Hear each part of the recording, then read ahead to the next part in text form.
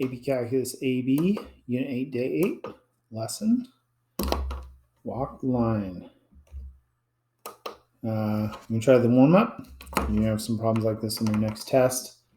True, false, you got to give some kind of evidence to support your answer. So whether that be a counter example if it's false, that's a good way to prove something isn't true all the time, or simplification of one side to make it look like the other side, but probably need something. So go ahead and pause the video and try this out. If you want to get into the theme of things today, you could put on Johnny Cash's Walk the Line. It'll make sense later in a lesson. But okay, assuming you guys tried all these problems, we're trying to use properties of definite integrals. Definite integrals are the ones that have limits. Indefinite don't. And so we've talked about properties before. So the one thing that's different here is that these limits got switched, which if we do that, the other one's going to be the negative of the other one. So this is false, and my support is by showing you how it would be true. Next one, if you integrate a function from one limit to the same limit, you're going to get 0. That is true. You could show work. You could say, well, the antiderivative of little f is big F. And then we plug the limits in. And you could do this on probably any of these. And yeah, gives you 0. All right, next one. If they're multiplying, can you just break them up? No, you can't do that. That is false. Now, what I could do is I could just come up with a simple example, a counterexample, to show how this doesn't work.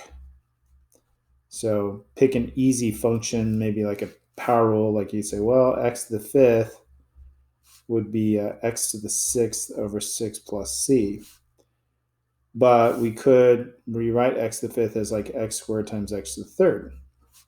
And if we use the rule right up here, that means we should be able to integrate this and integrate this separately and just multiply the results. We're going to get x cubed over 3 times x to the 4th over 4 plus c, which is x to the 7th over 12 plus c, which is not equal to what the answer should be if we did it the other way. They should come out the same if they're both valid. Okay, how about subtraction? Can you just subtract them? Yeah, you can break them apart, addition and subtraction. You can do terms by terms, but you might notice here there's a plus, so a lot of you might jump to the conclusion that it's false. But what you need to realize is that they flipped these limits upside down. So really, this is the same thing as a to b of fx dx minus a to b of gx. So if you flip the limits, it's going to make it negative, and then that works. So you can do that. You can split that up, but that one was a little tricky, so that one's true. Now again, you could just integrate both sides, do their antiderivatives, all that. It's a lot of work, but that would support your answer too. C, if you just have a constant number, you just bring it out in front. True. I don't know, that one's so simple that I don't even know if we could do work, we could say, okay, well, the antiderivative of little f is big F, and you just multiply by whatever's in front, just like with derivatives, right? And this one over here, antiderivative of little f is big F. I mean, this is a way we could do it. So here we're going to get C capital FB minus C capital FA. And over here we're going to get capital FB minus capital FA. And then we're trying to make one side look like the other, so we could distribute this and we get the same thing as the left-hand side. So that's true. Okay, 6. This is using one of those ideas that we said, well, if you have two integrals with the same things inside, and the top limit of one matches the bottom of the other, then you could connect it. and write it as a to b f of x dx. So that is true. Now to support it, we could show we could show, okay, well, let's find the antiderivative of this side, right? Antiderivative over here, antiderivative here, and then we can plug limits in. So it's going to be f of b minus f of a equals f of c minus f of a plus f of b minus f of c. And f of c's cancel, and we could rewrite it with fb first because it's positive minus f of a. And the left side and the right side equal each other. So that's true. So that's some work you could show. Now today, what I want to do is I want to start applying some of our calculus ideas to one-dimensional motion. We call it rectilinear motion. You could think of it as like motion on a straight line, just going back and forth. Be careful about applying physics rules to these problems. Some might be appropriate, but I'm not going to give you credit if you don't show the calculus work. Some might not be appropriate. Generally, we're not going to be doing a lot of gravity stuff, but we will do some, and probably most of the stuff in physics you're probably thinking a lot with gravity. So, in physics, generally using uniform acceleration. Like for instance, constant gravity is a uniform acceleration, a constant force. But like, driving a car isn't going to fall into that. It's not uniform. So anyways, if you've had experience with this in physics, that should help you understand these ideas better, and vice versa. This might actually help you understand physics better. But these are some letters that we're going to be using for certain things. And I think we've been using some already a little bit, even first semester. So S is for position or location. And sometimes we won't use S. Sometimes we'll use X, or sometimes we'll use Y, or sometimes we might use H for height. A lot of times it's probably going to be X on the AP test. When we graph this versus time, these are all time problems. These are going to be the Y values of the original graph of the function. Now, if you take the derivative of that graph, the slope of that graph is going to give you the velocity. And it's how fast it's moving, but it also includes the direction it's moving, positive or negative. Pauses up or to the right. If we take the second derivative, which corresponds to the concavity of the original graph, second derivative is the acceleration. And in simplest terms, you can maybe think of the acceleration as like a push. It pushes you in a certain direction, which will have an effect on which way, your speed and everything. So the derivative of S is velocity. The derivative of velocity is acceleration, which is the second derivative of position. So there's a lot of different ways to think of these in terms of one of the terms or another. Now, let's imagine we're walking a line. And so we start here. Now, we're just going back and forth on this line, but I am going to draw it up here just so we can kind of see it a little better. But it is really back and forth on the line. So we're going to start here. We're going to go like this. And I'm kind of drawing it back up here, and then we're going to go back here, and then we're going to end right here.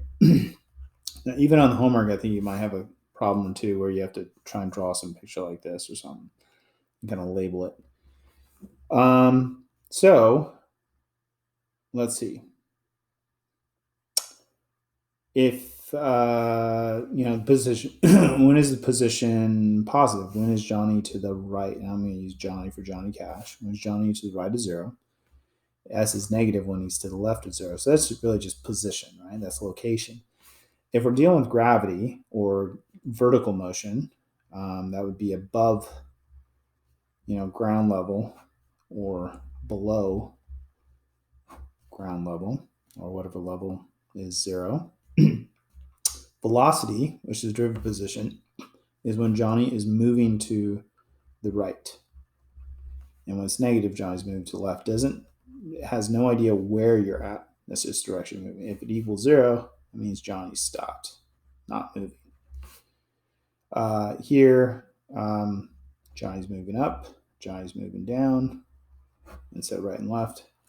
If the acceleration is positive, Johnny's being pushed to the right, and negative, Johnny's pushed to the left. Positive, pushed up, negative, pushed down. Okay, so we're gonna be doing line checks and a lot of things we've done before, but we're just gonna be applying them to these ideas of motion. So here's some examples. So we're being given acceleration, initial condition for velocity, initial condition for position, which means we'll probably be able to find the c values. Now, let's try and find all three equations for motion: position, velocity, acceleration. And this would, a lot of times, will be good to start with. We're not doing gravity here. Should we be using derivatives or integrals? If we have position, we take the derivative to get velocity, take the derivative again, acceleration, but we have acceleration working backwards. So if we're using working backwards, we have to undo the derivatives, find the antiderivatives. So the velocity is going to be the integral of v prime, which is going to be the integral of acceleration, which is going to be the integral of 6t minus 6 dt. You need parentheses, you need the dt. And so we're going to get 6t squared over 2 minus 6t plus c. And let's find the c right now. So if we plug 0 in,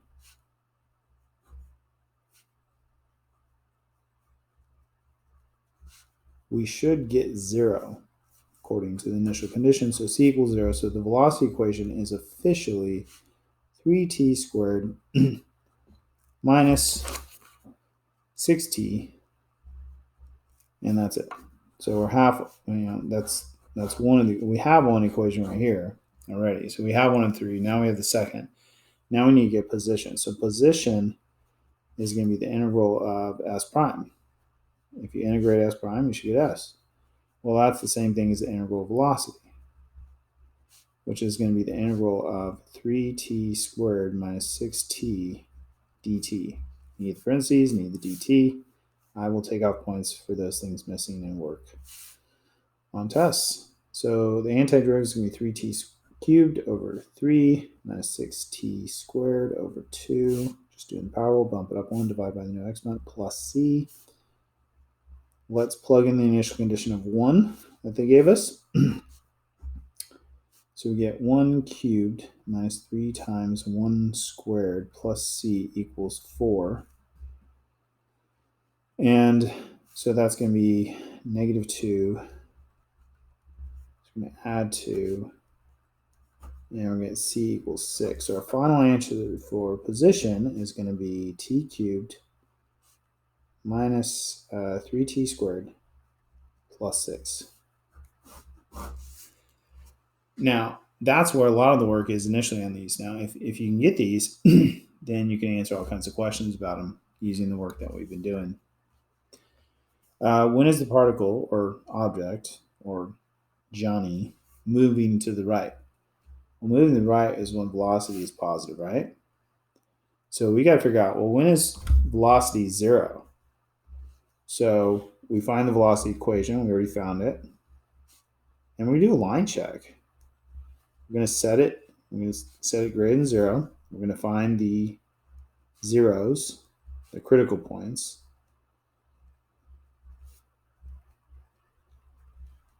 And we're going to do a line check.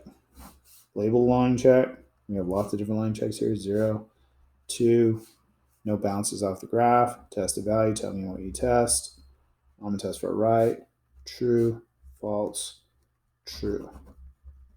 That's a picture of our answers now. These should be open dots, by the way. So the answer would be negative infinity to 0 and union to positive infinity. Now, if we kind of associate moving to the right with increasing position, then I guess we'd include the endpoints. So, I mean, I'm probably not going to, I don't know. Sometimes we might include them in this case. Okay. But one thing you got to watch out for is that we're not going to include negative time in our final answers. Okay. But you should include it in your work because it can affect your answers. All right. Moving to the right, moving to the left, moving to the right. Okay. When is Johnny the object particle stopped? Well, that's when velocity equals 0. And I think we just found that right up here. T equals 0 and 2. So those are times. When is Johnny speeding up? Now, this is kind of an interesting question. Speeding up doesn't mean positive velocity. Doesn't even mean positive acceleration. Speeding up is going to happen when, imagine you're moving to the right and then you get pushed to the right. Well, you're going to speed up in the right direction, right? And you'd be speeding up. Positive velocity, positive acceleration. But if you have positive velocity, you're moving to the right, and someone confronts you and pushes you backwards towards the left, you might keep going towards them, but you're going to slow down, right? So the big idea for speeding up or slowing down, speeding up, velocity and acceleration have the same sign. They're in the same direction. They're working together, okay? Whereas slowing down, velocity and acceleration have opposite signs. They're working against each other. It doesn't matter which one's positive or negative, okay? Now, the way they like to word this often on the AP test, sometimes they'll say speeding up, slowing down, but sometimes they'll say I'm trying to think. Well, I don't know right now off the top of my head.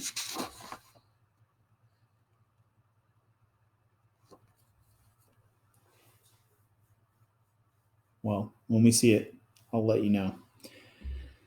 But you want to do a line check. So you want to do 2 line checks. You want to have a velocity line check and you want to have an acceleration line check. And I'd put them above and below each other. So we have, if you've already done the velocity one, then maybe try and put it somewhere convenient. That's 0 and 2. Test a point. T equals 3. Now we're saying velocity. Instead of true or false, we're going to do positive or negative. So it's positive, negative, positive, because I want to know the sign of it. Now acceleration, I gotta find the zeros for acceleration. So acceleration was 6t minus 6 equals 0. Factor it. T equals 1. Now just make sure you put this in the right spot.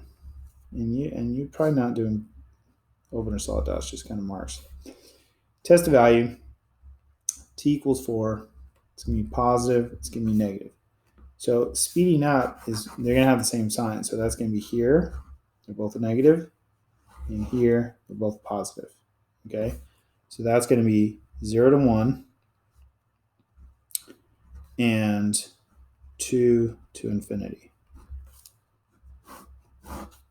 If we got negative answers, we just wouldn't include them. But that's how you do speeding up, slowing down. 2 line checks, plus or minus signs. If you're looking for slowing down, it's going to be where they have different signs. Negative infinity 0, which we throw out for our final answer. 1 to 2, this one's negative, this one's positive, slowing down. Maximum position. Now, maximum position in this case, if this is right-left motion, this is the max right, or the most right, or they might even say right most. And so this is EVT, though. We want to do extreme value theorem, right? Here's our endpoints, so we don't even have to work for those. And then we need critical points. So we need to, for position, you want to take we'll look for max position. So S prime, which is velocity, which we wrote earlier is 3t squared minus 6t. We're going to set it equal to 0 or undefined, define critical points. I'm going to factor it, if that makes sense.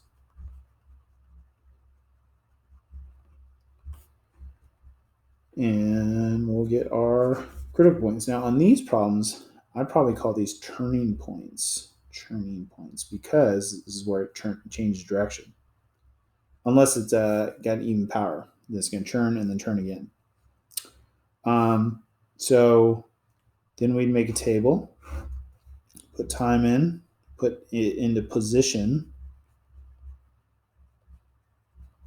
Now it could ask your max or min, acceleration, velocity, then you'd have to do it from that perspective. Endpoints are, so we got 0, 1, 2, and 5. So we're not going to actually calculate 0 because it's outside the endpoint. So it should be in your work.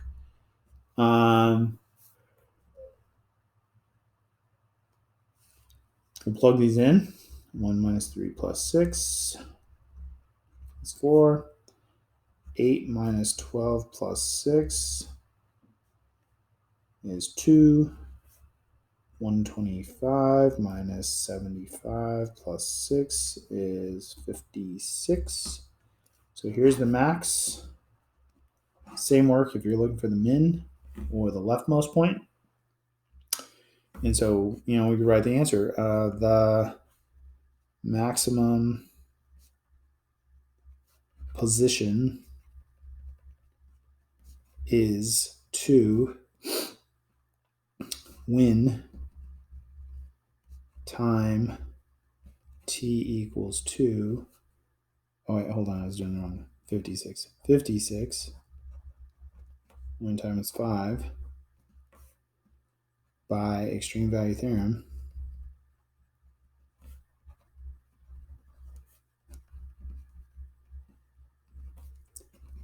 Checking endpoints, critical points.